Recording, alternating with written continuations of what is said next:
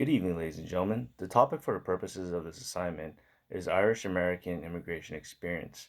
I'll be looking at three different articles today regarding the Irish American immigration experience that ranges from the way that the Irish immigration experience is being taught in schools, the comparison between Irish American indentured servants and African American slaves, and also Irish American immigrants who settled in Michigan in the Midwest. The first article that I'll be looking at is Brian Gizma's Turned Inside Out Black, White, and Irish in the South. Now, this article intrigued me because I've never heard of Irish American immigrants being considered as quote unquote white slaves.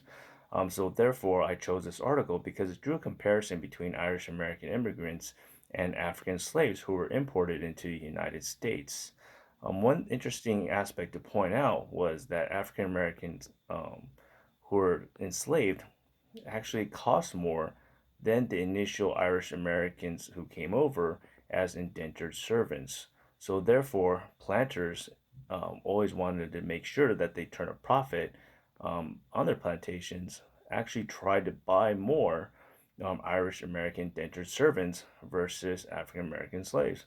So, therefore, a lot of the assignments were given to the Irish indentured servants to take care of.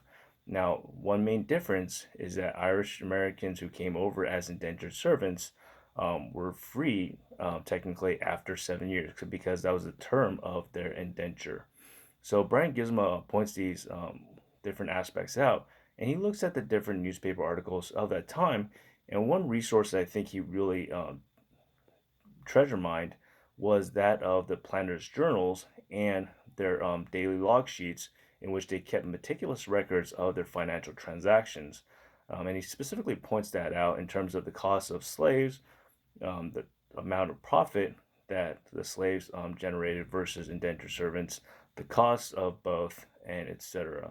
So one of the good books that he actually points out is Edmund Morgan's American Slavery, American Freedom, because he wants to remind the readers that yes, while the Irish American indentured lifestyle was very difficult and very harsh, American slavery was much more brutal. And he wants to caution readers when looking at revisionist work, just to kind of take it with a grain of salt when describing American slavery in light of Irish American indenture. And he also integrates the newspaper articles at the time to kind of give a general consensus and a general feel of how writers at that time explore this topic. One of the other articles that I read, was William Mulligan's Irish Immigrants in Michigan's Copper Country.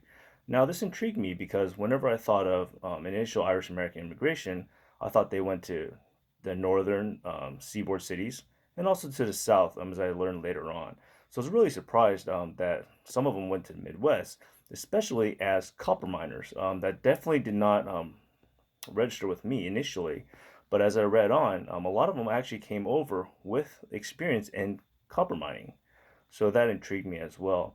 And one thing that he pointed out later on in his article was that the Irish Americans were hurt by the importation of copper ore from Chile, which increased the amount that was available, therefore decreasing the prices.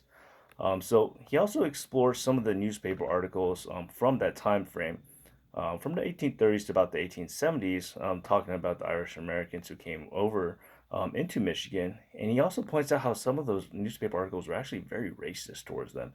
He points out how just even small minuscule crimes, possibly committed by Irish immigrants, were automatically guilty, and they made sure they published the first name, the last name, their family they came from, the exact residence they lived on. And he goes into depth pointing out how these newspapers really villainized the Irish Americans who came over to Michigan. Now, the last article I looked at was an article about education. Talks about the integration of the Irish American famine and the Irish American immigration experience into curriculum, specifically New York and New Jersey, because those are areas of large Irish populations. So I thought that was very interesting because it always intrigued me of how people taught history. So one of the things that really intrigued me about this article by Archdeacon was that New York and New Jersey, the state legislature, And even the state government, especially former Governor Pataki of New York, wanted to implement a mandatory, quote unquote, voluntary curriculum where students are taught about the Irish American immigration in certain facets. For example, you'd have to teach A, B, and C, and these are the wickets that you had to keep. Now, he also explains how this could be problematic in terms of dictating what is being taught in history, and Eric Foner is used as an example of the kind of the cautions of what should and should not be implemented in mandatory statewide education. So I think those are three very important articles regarding the Irish American immigration experience. Look forward to your feedback.